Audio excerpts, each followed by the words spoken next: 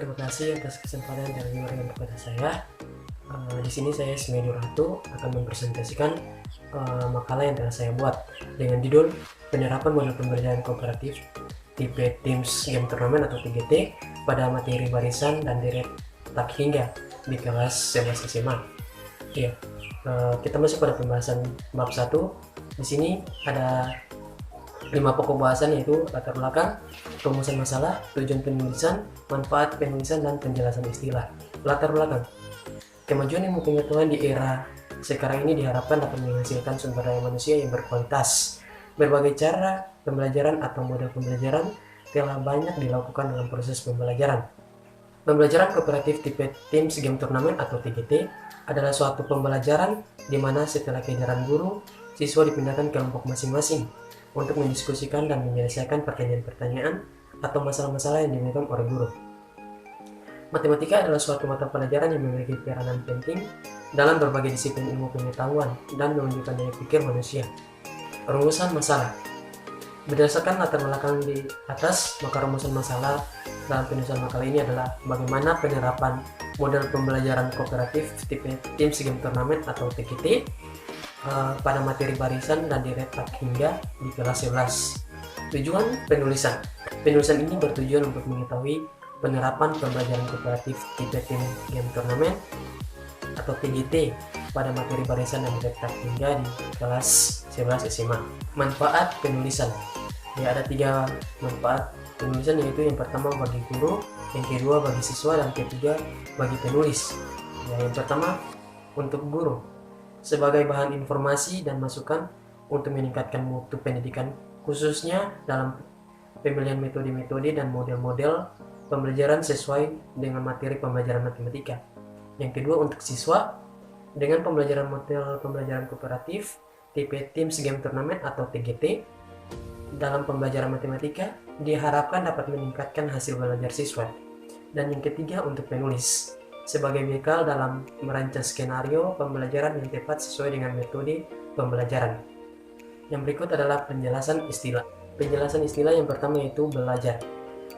Belajar adalah suatu proses perubahan tingkah laku yang disebabkan oleh adanya pengalaman yang berulang-ulang yang dilaksanakan dalam jangka waktu yang panjang dan relatif tetap. Dan yang kedua yaitu pembelajaran. Pembelajaran merupakan suatu proses yang memungkinkan siswa untuk belajar dan menyebabkan adanya perubahan tingkah laku yang didasari dan cenderung bersifat tetap. Yang ketiga, pembelajaran kooperatif. Pembelajaran kooperatif atau cooperative learning merupakan bentuk pembelajaran dengan cara siswa bekerja di dalam kelompok-kelompok secara kolaboratif yang anggotanya terdiri dari 4 atau 6 dengan struktur kelompok yang bersifat heterogen. Yang keempat, kooperatif tipe TGT. Pembelajaran kooperatif tipe TGT adalah suatu pembelajaran di mana setelah kehadiran guru, siswa pindah ke kelompoknya masing-masing untuk mendiskusikan dan menyelesaikan pertanyaan-pertanyaan atau masalah-masalah yang diberikan oleh guru. Yang berikut adalah bab 2. Pada bab 2 ini ada 4 pembahasan yang pernah kita bahas, yaitu pengertian belajar dan pembelajaran kooperatif, model pembelajaran kooperatif tipe Teams Game Tournament, dan yang keempat yaitu ruang lingkup materi. Pengertian belajar. Belajar adalah suatu aktivitas atau suatu proses untuk memperoleh pengetahuan, meningkatkan keterampilan, memperbaiki perilaku, sikap, dan mengukuhkan kepribadian. Yang berikut pengertian belajar menurut para ahli.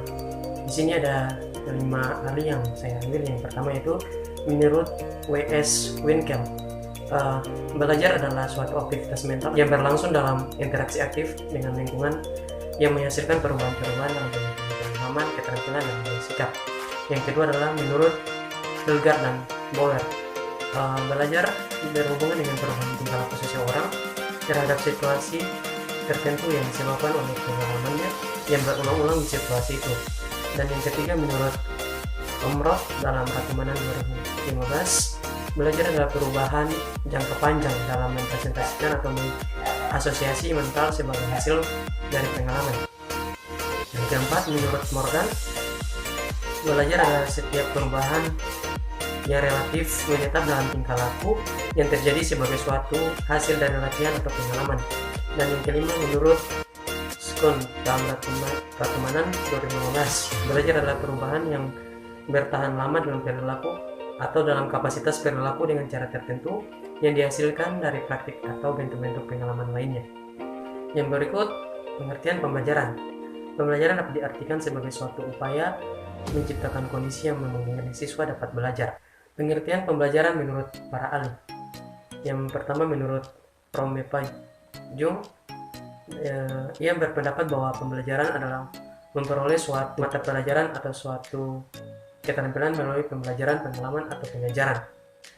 Yang kedua, menurut Kimble dan Garmesi, mereka mengatakan bahwa pembelajaran adalah suatu perubahan tingkah laku yang relatif tetap dan merupakan hasil praktik yang diulang-ulang. Model pembelajaran kooperatif tipe TGT atau Teams Game Tournament. Yang pertama yang akan dibahas itu pengertian, yang kedua tahap-tahap, dan yang ketiga kelibat dan kelemahan dari model TGT ini. Yang pertama, pengertian. Pembelajaran kooperatif tipe TGT atau Teams Game Tournament adalah suatu pembelajaran di mana setelah kehadiran guru, siswa pindah ke kelompok mereka masing-masing untuk mendiskusikan dan menyelesaikan pertanyaan-pertanyaan yang diajukan oleh guru. Dan yang kedua adalah tahap-tahap, yang pada tahap pertama yaitu pembentukan kelompok, tahap kedua adalah pemberian materi, tahap ketiga adalah belajar kelompok, tahap keempat adalah turnamen atau permainan, yang tahap kelima adalah skor individu, tahap keenam skor kelompok, tahap ketujuh penghargaan. Dan yang ketiga adalah kelebihan dan kelemahan dari model pembelajaran TGT ini. Kelebihan yang pertama, melatih siswa menyampaikan gagasan. Yang kedua, menumbuhkan rasa tanggung jawab sosial. Yang ketiga, melatih pikiran logis. Yang keempat, meningkatkan semangat belajar. Kekurangan yang pertama, hanya beberapa siswa yang aktif dalam kelompok. Yang kedua, suasana kelas menjadi ramai. Dan yang ketiga, memakan banyak waktu. Ruang lingkup materi. Ya, pada ruang lingkup materi ini terbagi atas kompetensi inti, kompetensi dasar, dan materi pembelajaran. Kompetensi inti yang pertama yaitu menghayati dan mengamalkan pelajaran agama yang dianutnya. Yang kedua itu menghayati dan mengamalkan perilaku jujur, disiplin, dan tanggung jawab, peduli dan santun, responsif dan proaktif dalam menunjukkan sikap sebagai bagian dari solusi atas berbagai permasalahan, dalam berinteraksi secara efektif dengan lingkungan sosial dan alam semesta, dan menempatkan diri sebagai cerminan bangsa dalam pergaulan dunia. Kompetensi inti yang kedua itu memahami, menerapkan, menganalisa pengetahuan faktual, konseptual, prosedural, berdasarkan rasa ingin tahu tentang ilmu pengetahuan, teknologi, seni, budaya, dan humaniora, dengan wawasan kemanusiaan, kebangsaan, kenegaraan, dan peradaban terkait penyebab fenomena dan kejadian, serta menerapkan pengetahuan prosedural pada bidang kajian yang spesifik sesuai dengan bakat minat untuk menyelesaikan masalah. Kompetensi inti yang ketiga, mengolah, menalar, dan mengaji dalam ranah konkret dan ranah abstrak terkait dengan pengembangan dari yang dipelajari di sekolah secara mandiri, berkaitan secara efektif dan kreatif, serta mampu menggunakan metode sesuai kaidah keilmuan.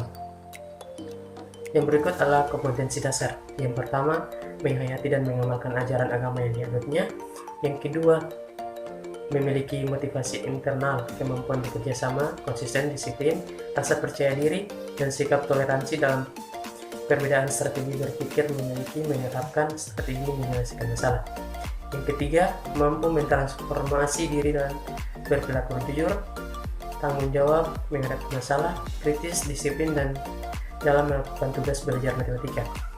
Yang keempat, menunjukkan sikap rasa tanggung jawab, rasa ingin tahu, jujur, dan perilaku peduli lingkungan. Dan yang keempat, mendeskripsikan konsep warisan tak hingga sebagai fungsi dan daerah hasil himpunan bilangan asli. Yang keenam, menerapkan konsep warisan daerah tak hingga dalam penyelesaian masalah sederhana. Dengan materi pembelajaran yang pertama, pengertian barisan deret tak hingga, deret geometrik tak hingga, aplikasi geometri tak hingga, dan notasi sigma. Ya, pembahasan yang terakhir adalah bab 2. Di sini ada kesimpulan dan saran. Kesimpulan, Berdasarkan pada bab 1 dan bab 2 dapat disimpulkan bahwa pembelajaran kooperatif tipe TGT atau Teams Game Turnamen adalah suatu pembelajaran di mana setelah guru masuk ke dalam kelas, siswa pindah ke dalam kelompok mereka masing-masing untuk menyelesaikan dan mendiskusikan masalah-masalah yang diberikan oleh guru. Sebagai ganti dari tes tulis, setiap siswa akan bertemu seminggu sekali pada meja turnamen dengan 2 rekan dari kelompok lain untuk membandingkan kemampuan kelompoknya dengan kelompok yang lain.